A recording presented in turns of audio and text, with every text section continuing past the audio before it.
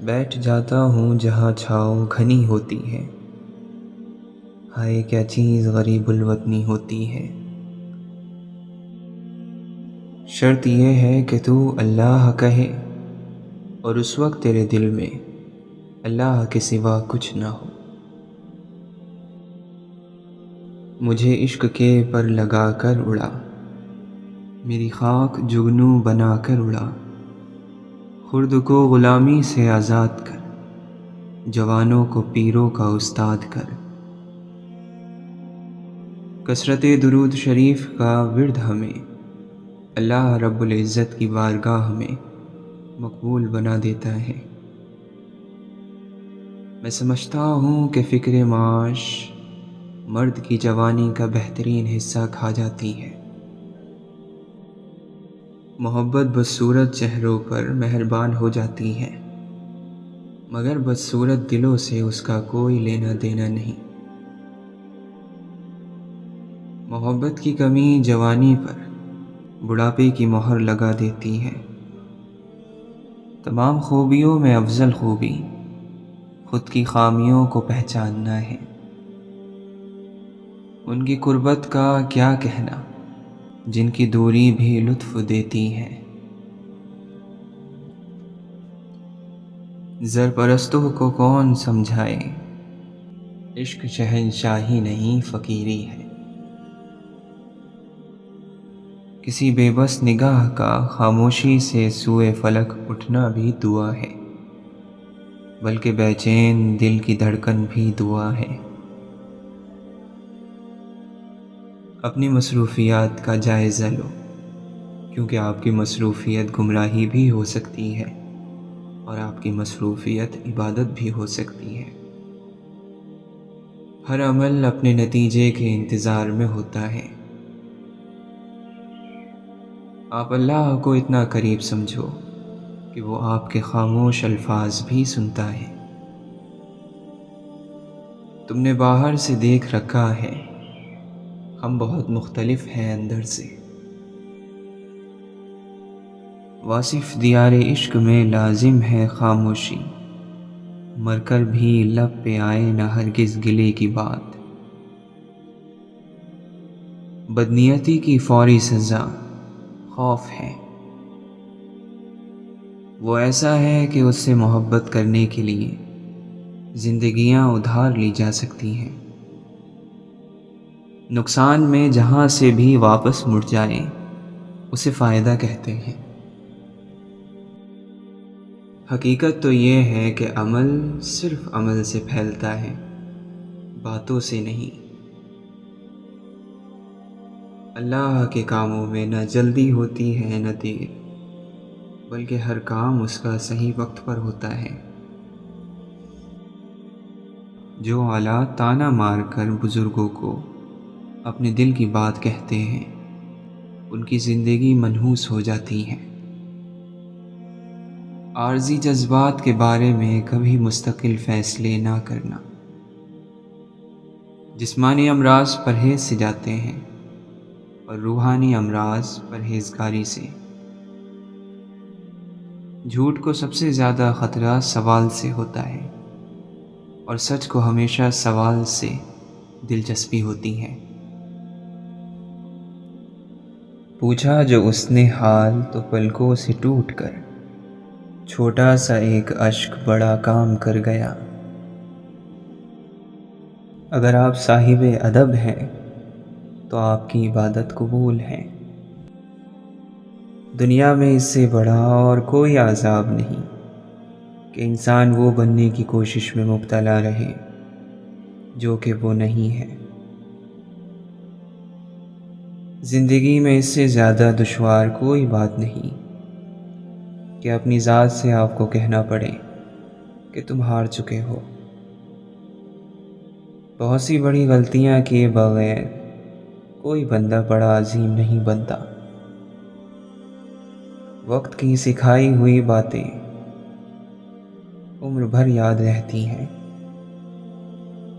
آپ اگر تخت نشین ہیں تو کوئی بات نہیں، خاک بھی اڑ کے بلندی پر پہنچ جاتی ہے۔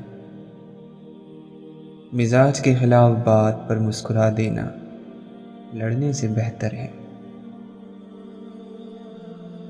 جبر کے رشتے بنانے والے صرف جسم فتح کر سکتے ہیں، روحوں پر ان کا اختیار نہیں ہوتا، کیونکہ روحیں آزاد ہوتی ہیں۔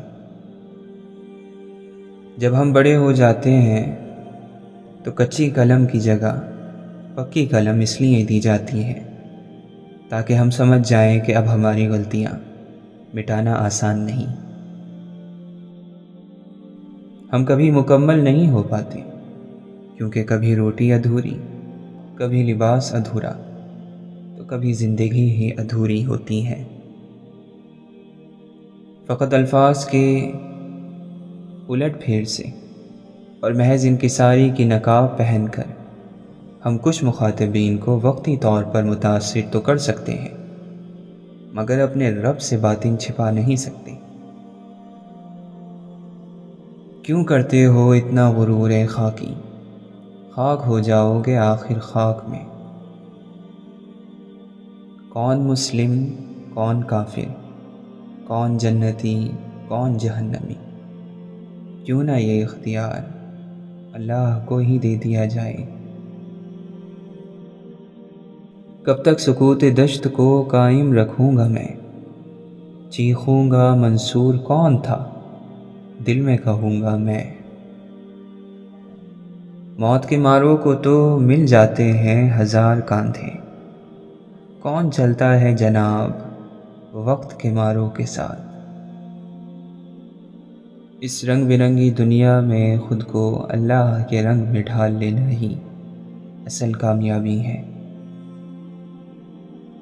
دعا یہ بھی ہونی چاہیے کہ ابلیس کا نصیب کسی کو نہ ملے جس کی عبادت ضائع ہو گئی تھی۔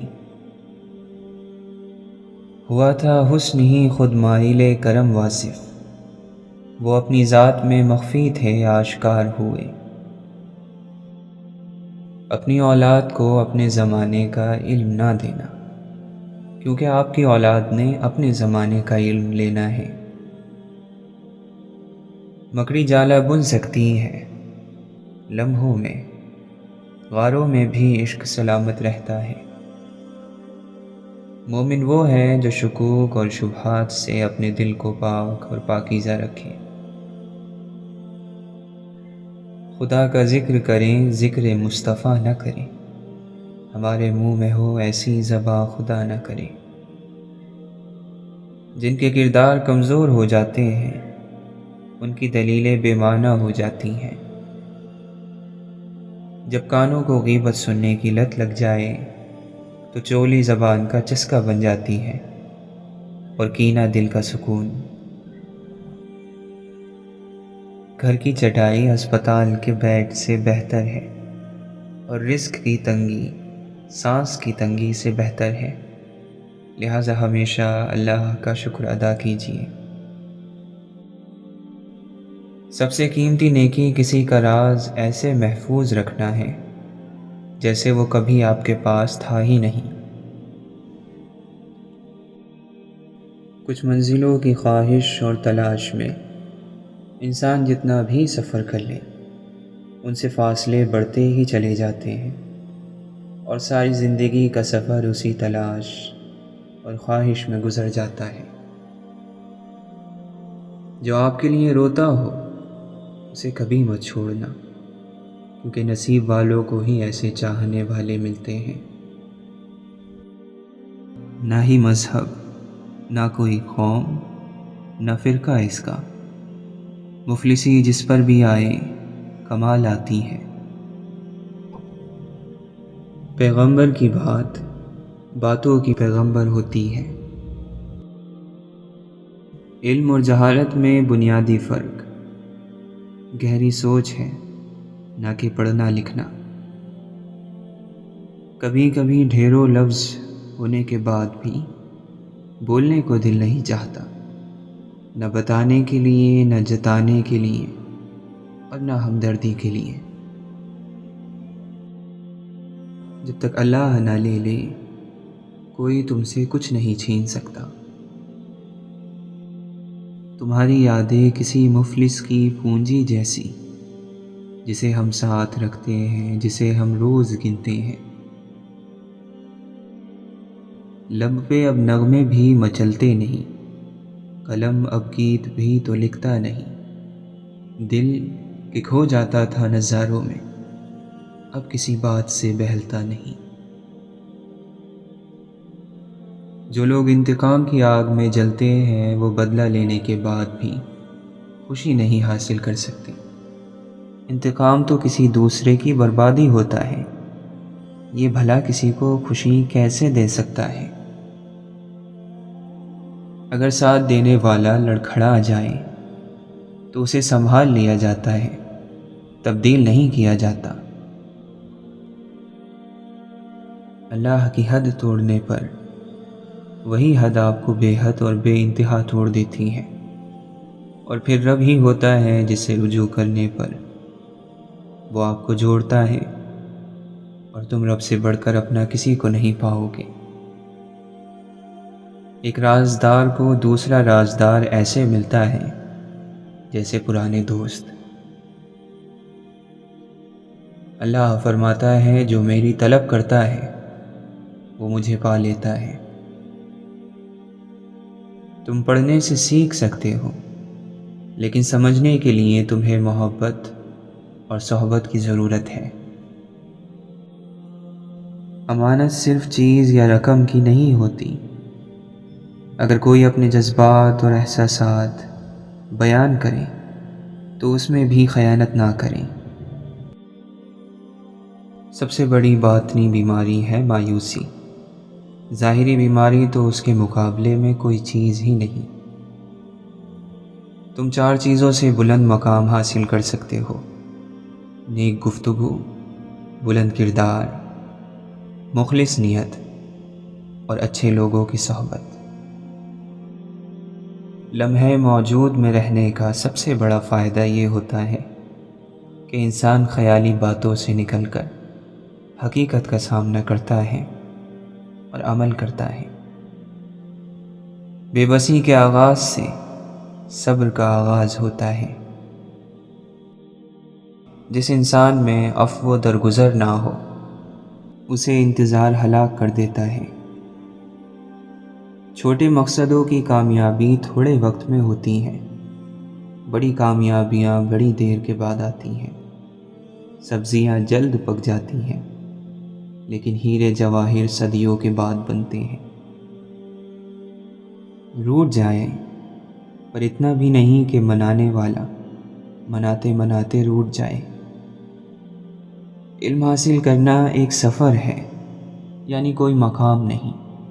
اس لیے اگر آپ یہ بات سمجھ جاتے ہیں تو پھر تھکن کا شکار ہونے سے بچ سکتے ہیں۔